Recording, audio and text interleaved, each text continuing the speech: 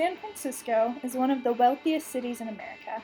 Many students here at the Marriott School will recognize it as a hub for some of the largest names in the tech industry, such as Google, Facebook, Twitter, Uber, Pinterest, and others.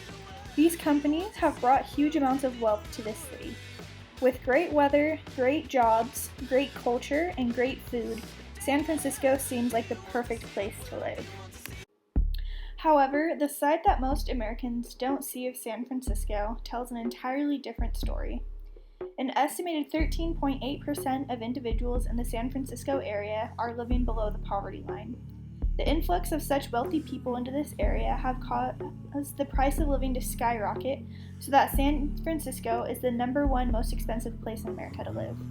This means that even those who aren't living below the poverty line might feel like they are, just because of the cost of living that takes up so much of their income. These huge costs have led to some huge problems. There are currently about 10,000 homeless people in the city, and the crime rate for the city is 142% higher than the national average.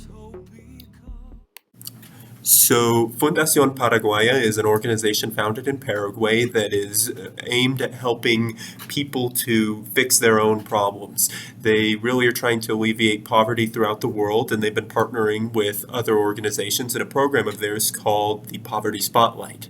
The purpose of the Poverty Spotlight is to help people to identify what areas in their lives they have trouble with, and then to help them to obtain the resources that they need to be able to help themselves and lift themselves out of poverty on a long-term basis.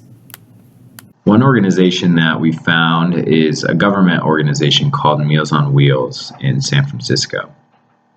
What they do is they have drivers who go around and deliver meals to the elderly, and then those drivers, when they deliver the meals, they just sit down and spend time with the people who really don't have a whole lot of interaction with other people around them.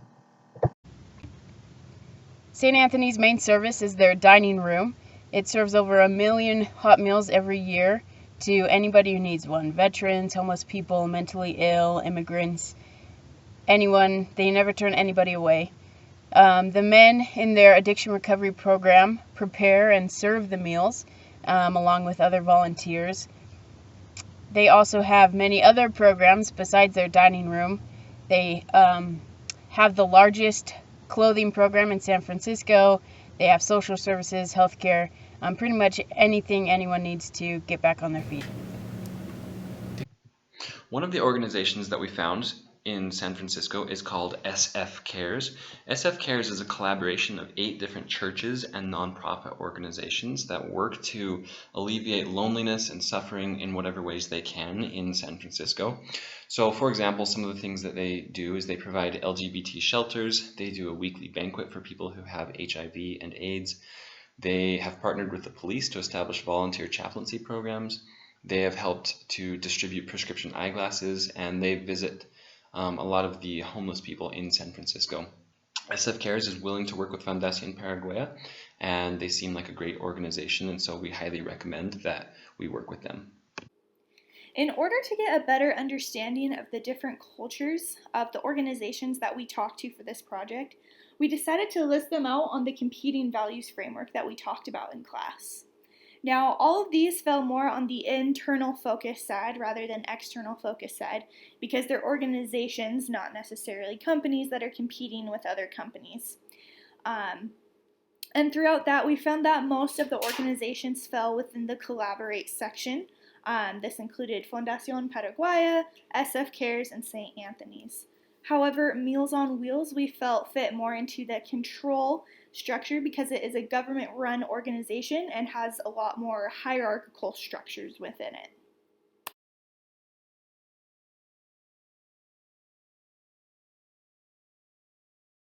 Our group used written communication style, which is email heavily to talk about collaborations because it was difficult for us all to find perfect time to meet. It was very beneficial at the beginning for the reason of, one, we can keep track of what we talked about, and second, the content will always be there in the thread. But later, it became disastrous because the thread just became so long, and eventually we lost track of what we're doing, and then we started to see some miscommunication about the same and simple subject. And I learned that once the thread gets really long and unorganized, we tend to perceive and read the content carelessly. Another challenge of communication we faced is getting feedback and answer from the organization in San Francisco.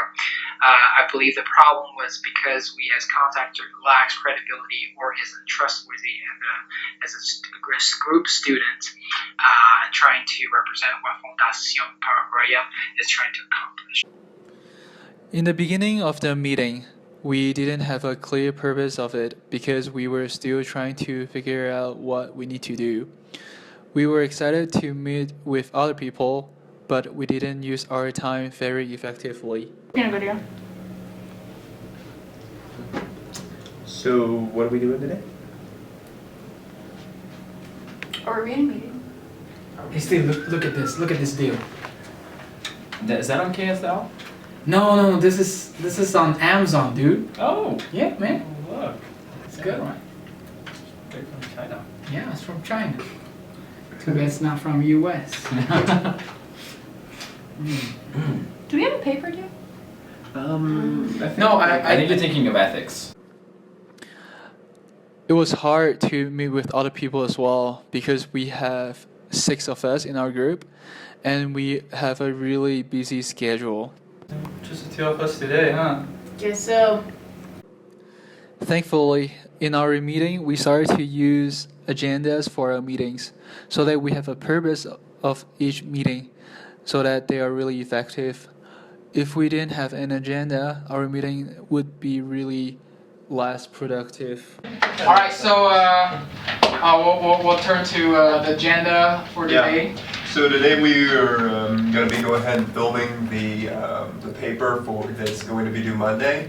So we're going to get that taken care of here with all the audios. Did everyone get their things submitted for their stuff? Yes, we did. It's all in. Perfect. I'll go ahead and take care of editing that tonight. Who wanted to do video editing? I can help do that tonight. Okay, perfect. That'll work out well then. Do we have anything else that we need to get done? I think we're good? Yeah, just video and paper. All right, let's get to the video then. Awesome.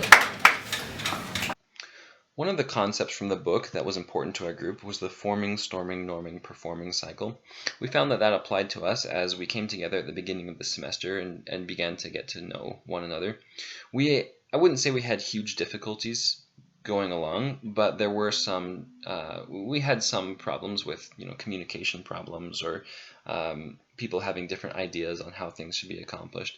But we found that one of the keys to us doing well on this project and working together was being able to listen to one another, being able to trust each other, and being open to others' ideas, and just knowing that everybody has something to contribute. And if we're just willing to listen to them, then things will go a lot better for us, and the project would end up being successful for us. And this is what we found. Yeah, so overall we felt like it was a really successful project. We did run into quite a bit of difficulty in contacting people. We had a ton of organizations just flat out reject us and not get back to us, but we did find one organization, SF Cares, that we think will be a great partner for Fundación Paraguaya. Overall, we learned a lot of really good things about teamwork. I've worked with a lot of groups before, but usually they're a little bit smaller. This one, we had actually 7 in our group, and sometimes it was really difficult to get all of us together. Another thing that we learned is the importance of following up and persistence. I think the organization that we did find came as a product of Colton just calling these organizations, and we finally found one.